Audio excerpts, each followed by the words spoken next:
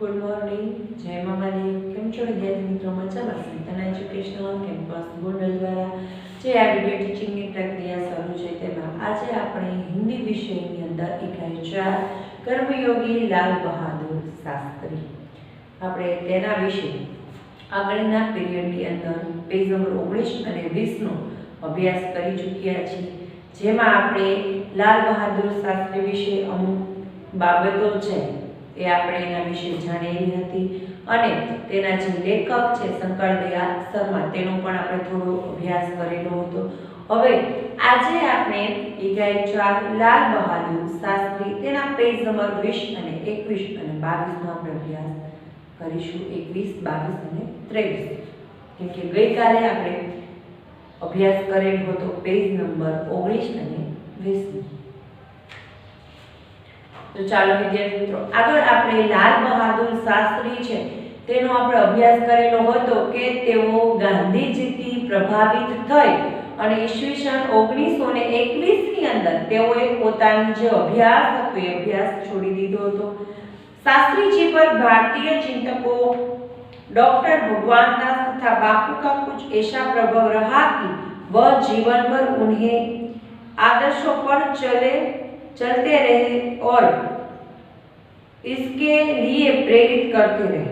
હવે તેઓ શાસ્ત્રીજી છે એ ભારતીય ચિંતકો એમાં ડોક્ટર ભગવાનદાસ તથા બાપુ એટલે કે મહાત્મા ગાંધી તેનાથી પ્રભાવિત થઈ અને જીવનભર તેના આદર્શો ઉપર તેઓ ચાલતા રહ્યા અને તેઓ તેનાથી પ્રેરિત તેમાંથી પ્રેરણા મળેલી. शास्त्री जी के संबंध में मुझे बाइबल की वह उक्ति बिल्कुल सही जान पड़ती है કે શાસ્ત્રીજીના જે સંબંધો છે એની અંદર કે મને બાઇબલની એક યુક્તિ એક લાઈન છે મને બરાબર એની અંદર સાચી લાગતી હોય એવું લાગે છે કે વિનમ્ર ही पृथ्वी के वारिस होंगे એટલે કે વિનમ્ર જ પૃથ્વી છે પૃથ્વીના વારિસ થશે.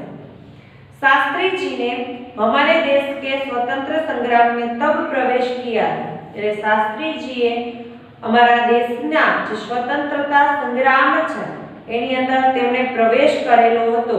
जब वे एक स्कूल में विद्यार्थी थे કે જ્યારે તેઓ એક સ્કૂલની અંદર વિદ્યાર્થી હતા और उस समय उनकी उम्र 17 वर्ष की थी કે ત્યારે તેઓની ઉંમર છે એ ફક્ત 17 વર્ષની હતી.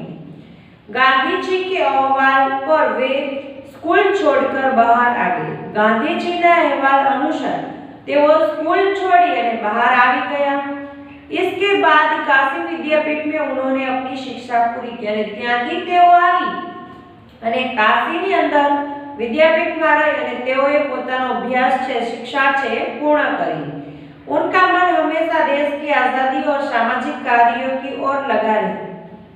હવે તેઓનું ધ્યાન છે એ હંમેશા દેશની આઝાદી અને સામાજિક જે કાર્યો થતા હતા તેની અંદર એનું મન રહેતું હતું. परिणाम यह हुआ कि सन 1926 में वे लोक सेवा मंडल में शामिल हुए. परिणामे એવું થયેલું કે 1926 ની અંદર તેઓ લોક સેવા મંડળ જે હતું એ મંડળની અંદર શામિલ થયા, जिनके वे जीवन भर सदस्य रहे કે તેઓ जीवन भर तेना सदस्य एना सभ्य रहे.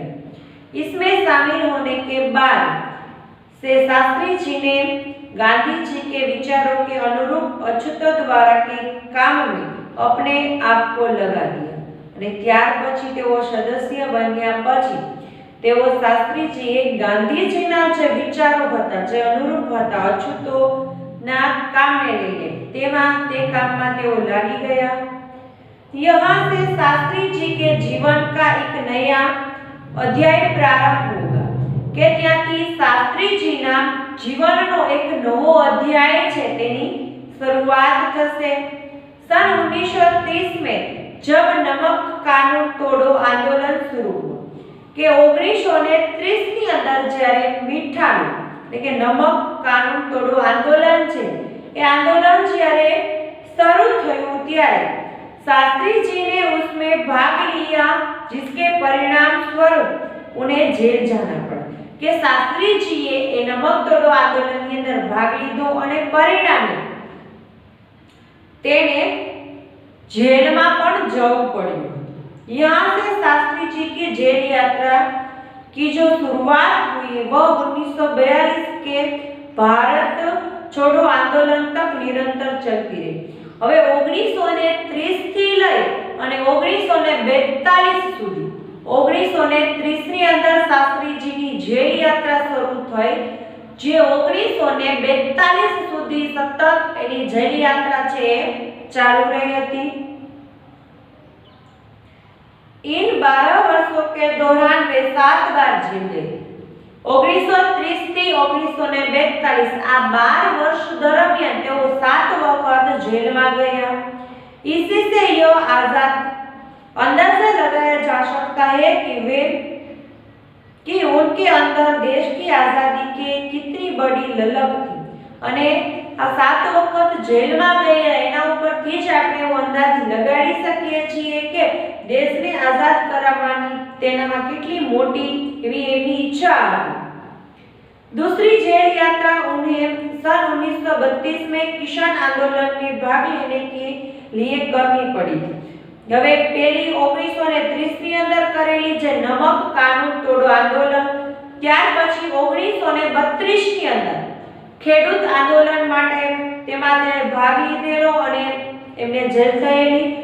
सन 1942 के उनकी जेल यात्रा 3 वर्ष की थी।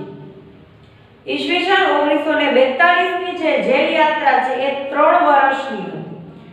जो सबसे लंबी जेल यात्रा थी, જે તેની સૌથી મોટામાં મોટી જેલ યાત્રા 3 વર્ષની હતી। इस दौरान शास्त्री जी जहां एक और गांधी जी द्वारा बताए गए रचनात्मक कार्यों में लगे हुए थे। એટલે કે એ સમય દરમિયાન શાસ્ત્રીજી છે ગાંધીજીના બતાવેલા રચનાત્મક જે કાર્યો હતા એ કાર્યોની અંદર તેઓ લાગેલા હતા। वहीं दूसरी ओर पदाधिकारी के रूप में जनसेवा के कार्य में भी लगे रहते थे।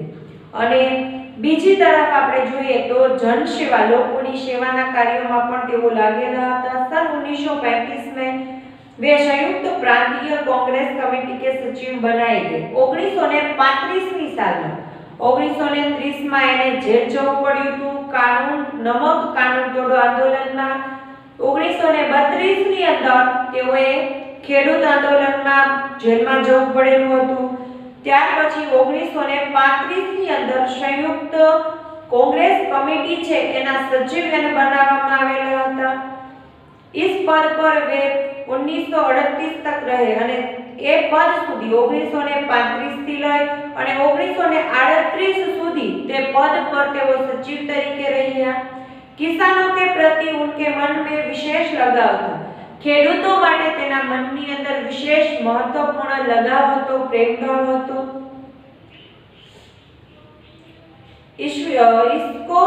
इसीलिए उसको सन 1936 में किसानों की दशा का अध्ययन करने वाली कमेटी का अध्यक्ष बनाया गया। એટલા માટે જ તેઓને 1936 ની અંદર જે ખેડૂતો છે ખેડૂતોનો અભ્યાસ કરવા માટે એક કમિટી છે એ કમિટીના તેઓને અધ્યક્ષ બનાવવામાં આવેલા।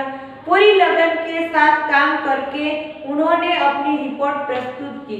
खूब ज निष्ठापूर्वक काम करी, प्रामाणिकताથી काम કરી અને તેઓએ પોતાના જે રિપોર્ટ છે એ અન્ય લોકો સામે રજૂઆત કરેલી, जिसमें जिम्मेदारी अनमोल पर विशेष जोर दिया કે જેણે પોતાની જે જવાબદારી છે તેના પર તેણે વિશેષ ધ્યાન આપેલું હતું।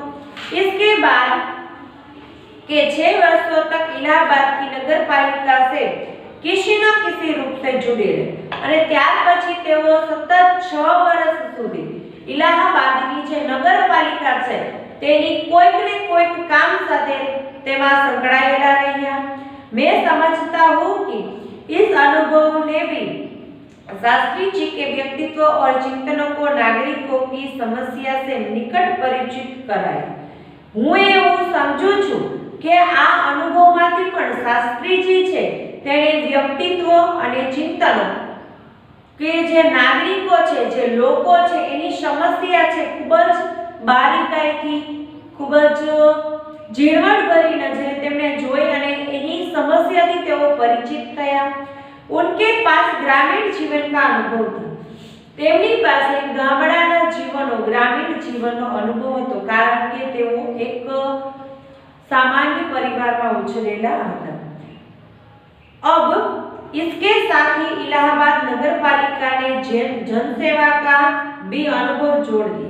હવે એની સાથે સાથે નગરપાલિકા છે ઇલાહાબાદની નગરપાલિકાએ તેની સાથે जनसेवाનો अनुभव છે એ પણ જોડી દીધો।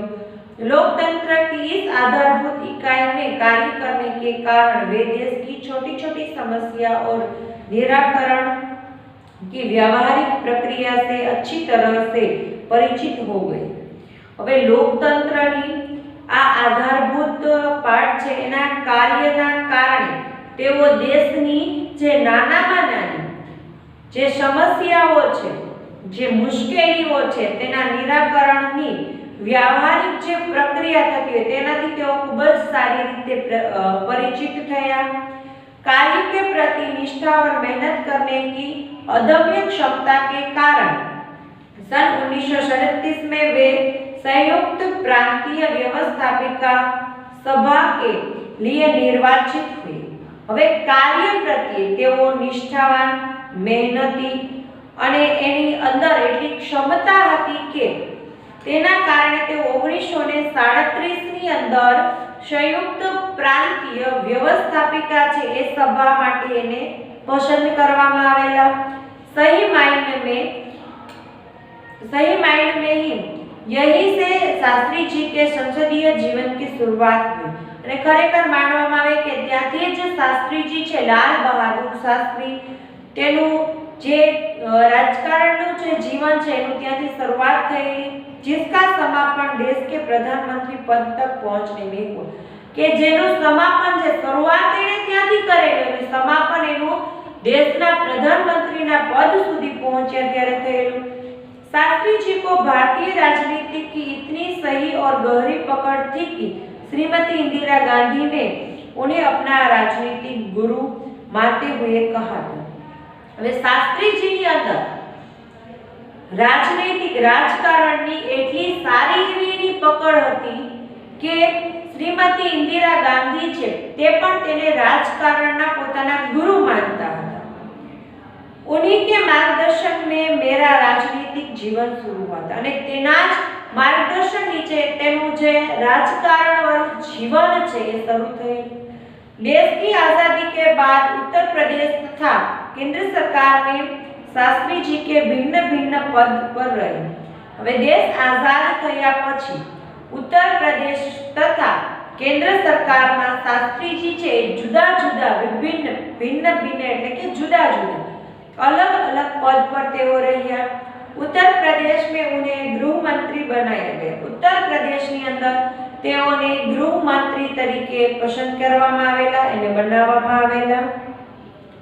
बाद में पंडित नेहरू के अनुरोध पर वे केंद्र में आ गए અને ત્યાર પછી તેઓ पंडित नेहरूना अनुरोध કરી અને તેઓ કેન્દ્રમાં આવી ગયા। केंद्र में उन्होंने रेल और परिवहन, संचार, वाणिज्य, उद्योग और गृह जैसे महत्वपूर्ण मंत्रालयों में मंत्री पद संभाला। હવે તેઓ કેન્દ્રમાં રહી રેલવેમાં, પરિવહન, પછી સંચાર, વાણિજ્ય, ઉદ્યોગ અને ગૃહ જેવા મહત્વપૂર્ણ જે મંત્રાલયો છે એ મંત્રાલયોની અંદર મંત્રીનું પદ એને સંભાળેલું। इन पदों पर रहते हुए शास्त्री जी ने अपनी जिस प्रशासकीय दक्षता का प्रमाण दिया वह हमारे लिए एक उदाहरण है।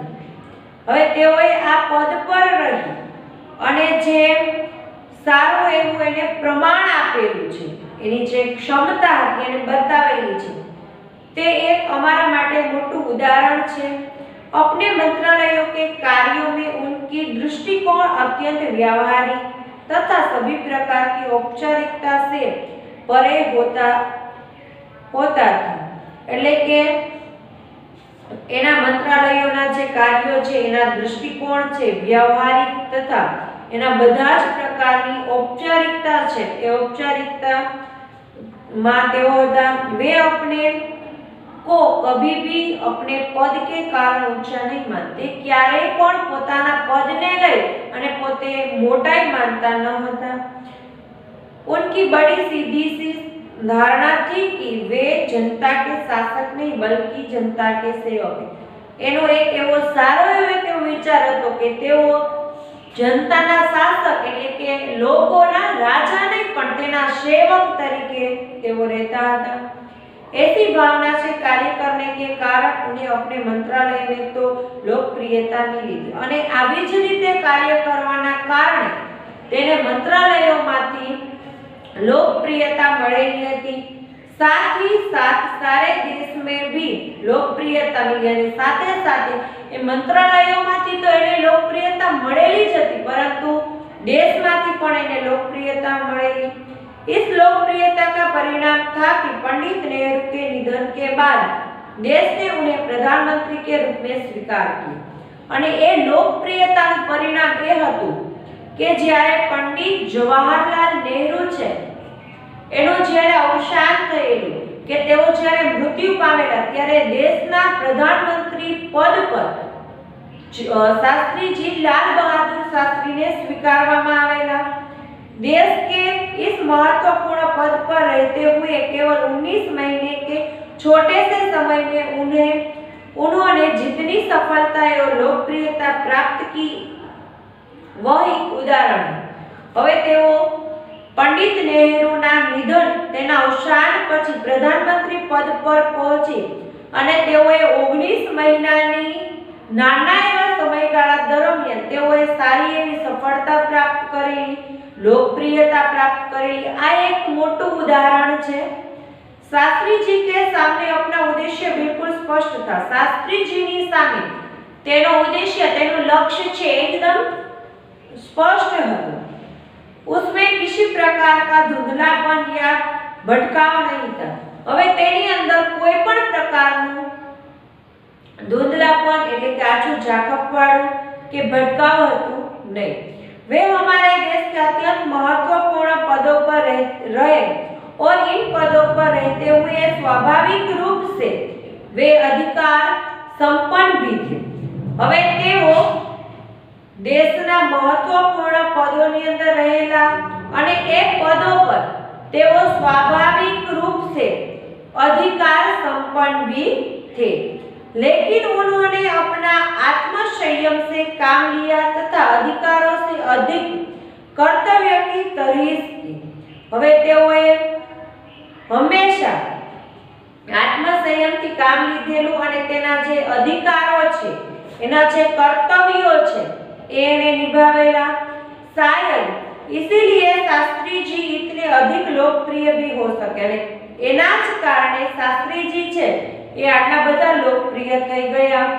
उन्होंने अलीगढ़ मुस्लिम विश्वविद्यालय के दीक्षांत समारोह में 19 दिसंबर 1964 में छात्रों को संबोधित करते हुए कुछ इसी तरह के विचार व्यक्त किए।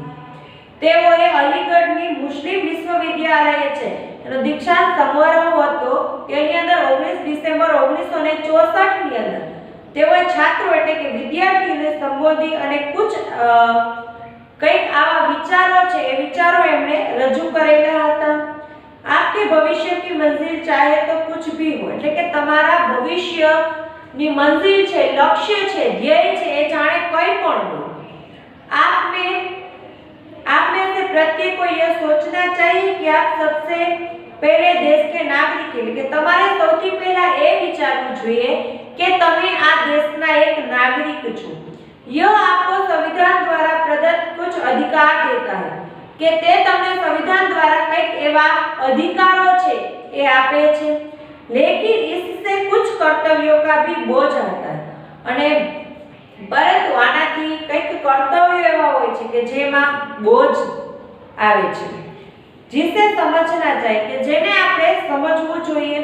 हमारा देश प्रजातांत्रिक એટલે કે આપણો દેશ છે प्रजातांत्रिक છે जो निजी स्वतंत्रता देता है जे પોતે स्वतंत्रता આપે છે, लेकिन इस स्वतंत्रता का उपयोग व्यवस्थित समाज के हित में स्वेच्छा से लगाया गए प्रतिबंधों की तरह होना चाहिए કે આની જે સ્વતંત્રતા છે એનો ઉપયોગ એ વ્યવસ્થિત સમાજના હિત માટે लगावो જોઈએ। अधिकार, कर्तव्य और आत्म संयम के बारे में यह अत्यंत महत्वपूर्ण बात शास्त्री जी ने कही थी। એટલે કે અધિકાર, કર્તવ્ય, આત્મ સંયમ એના વિશે મહત્વપૂર્ણ બાબતો છે એ શાસ્ત્રી જીએ કહેલી હતી, जिसे आज याद रखने की जरूरत है કે જેને આજે આપણે યાદ રાખવાની જરૂરત છે। तो ચાલો વિદ્યાર્થી મિત્રો, આજે આપણે પાઠ્યપુસ્તકની અંદર શ્રી લાલ બહાદુર શાસ્ત્રી, કર્મયોગી લાલ બહાદુર શાસ્ત્રી એની इकाई 4 છે અહીંયા પૂર્ણ કરીએ છીએ। હું એવી આશા રાખું છું કે આપ આ इकाई છે, આ પાઠ છે એને ખૂબ જ સારી રીતે સમજી ગયા છો। આ પાઠના જે શબ્દાર્થ છે એ શબ્દાર્થ તમારે તમારી બાકી બુકની અંદર ખૂબ જ સારી રીતે સુંદર અક્ષરે લખવાના છે।